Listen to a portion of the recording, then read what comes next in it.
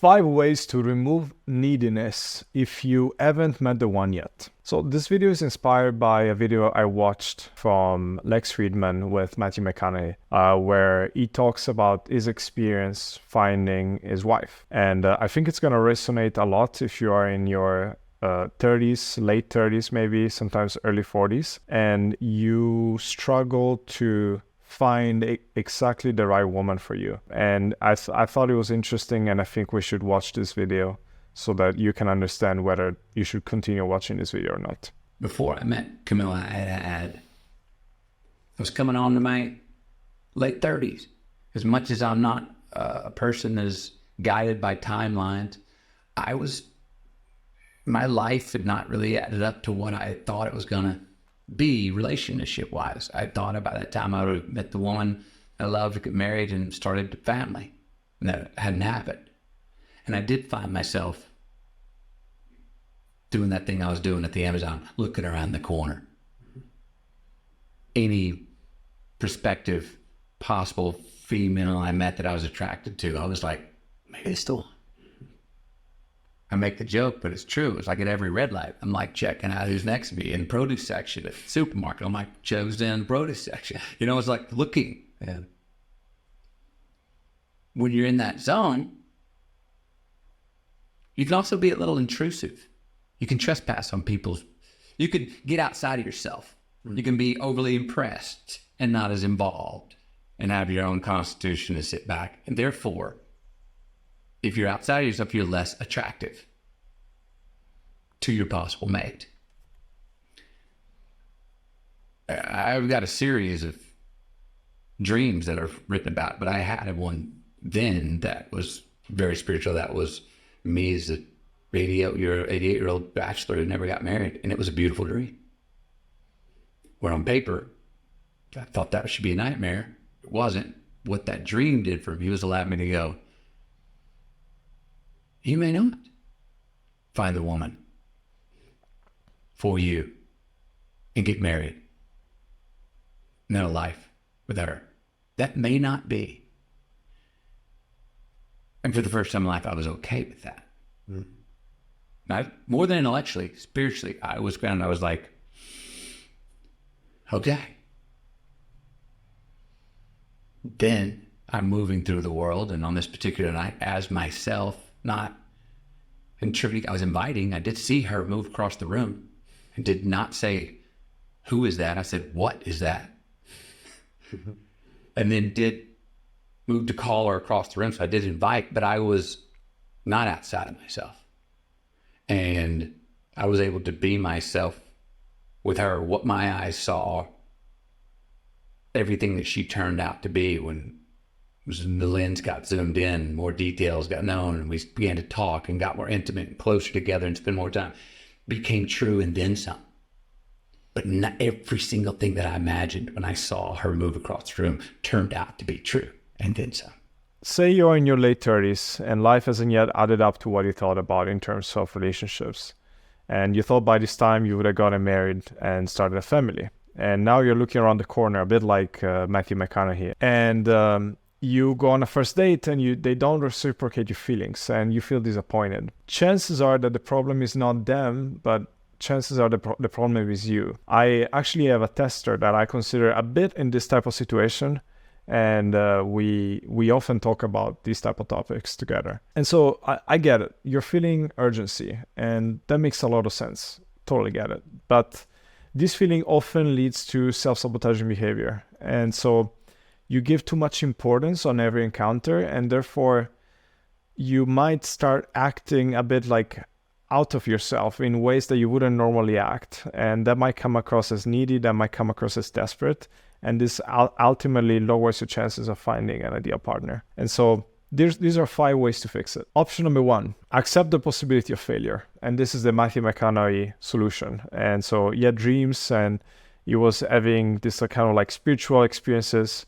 And in this dream he described, it was a happy dream of him being an 88-year-old bachelor. This is actually something that resets your importance levels. And so imagine like this. Now here you have like your importance, and you're trying to find a partner, and the importance is like super high, and everything else in your life is low. And so it's like here, because you only care about finding a partner. You don't care about your career. You don't care about like family. You don't care about any other things. In these types of situations, whenever you're focused on this thing very much, then you are going to be acting weird and needy and all those things that I mentioned already. Accepting the possibility of failure resets your importance level so you get to the same level again.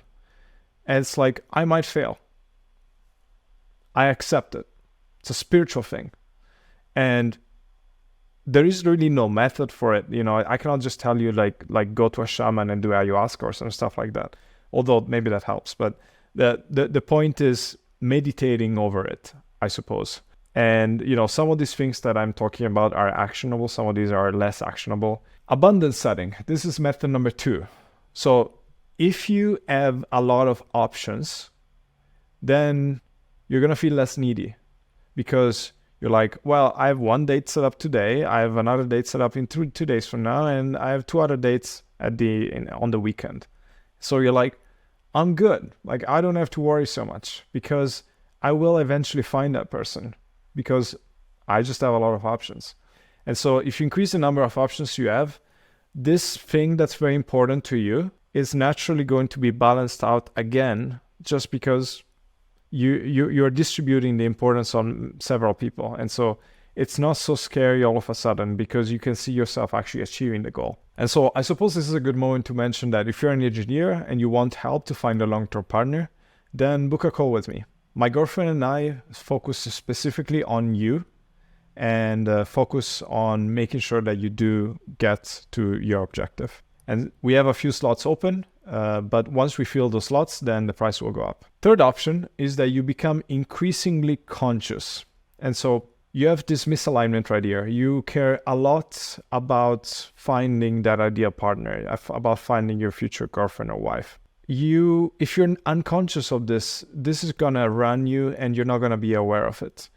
If you practice things like meditation and yoga, and you actually get into this and you start thinking about it a lot, then what you're gonna see is that as you become conscious of the misalignment, all of a sudden the misalignment doesn't own you, doesn't control you as much, because you're like, oh, I'm doing this thing again.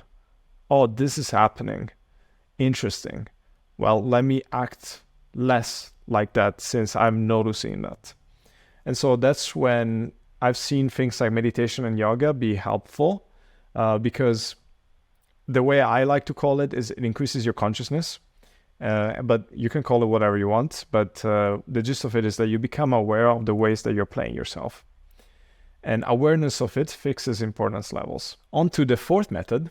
You increase the importance of what is already in your life. And so this is very simple, and actually it's one of my favorite methods about this.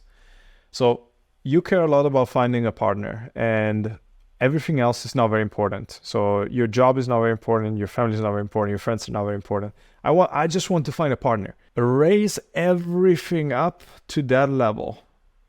So now all of a sudden you're balanced again.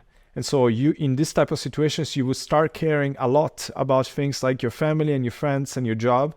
And you're like caring about all these things as much as you're caring about the partner. And in this type of situations, you're like actually going out, you're doing things, you're spending time with your loved ones, you are working on your career, you're focused, you are putting effort into things.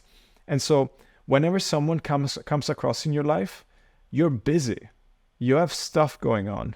And therefore, you're not going to come across as so needy or desperate, because you actually have priorities and you're not only focused on finding the partner. Everything that you thought before as unimportant gets balanced, and the neediness will become less. And then the last method is having a plan B. Most people don't really think of a plan B, but it is actually a solution that works in this type of situations. If I don't find a partner, I am going to take off on my boat and sail across the world. And this plan B that I just highlighted, only works if this is desirable. So if it's not something that is desirable to you, then it's not going to work. And so if there is such thing that comes to you in mind in terms of having a plan B that you can set up that is going to balance, that that is desirable and that is something you actually would like to do, then that could work at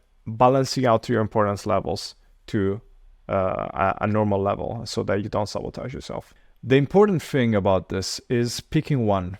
You don't have to do all of them. It's not important. The most important thing is that you do one and you do it well.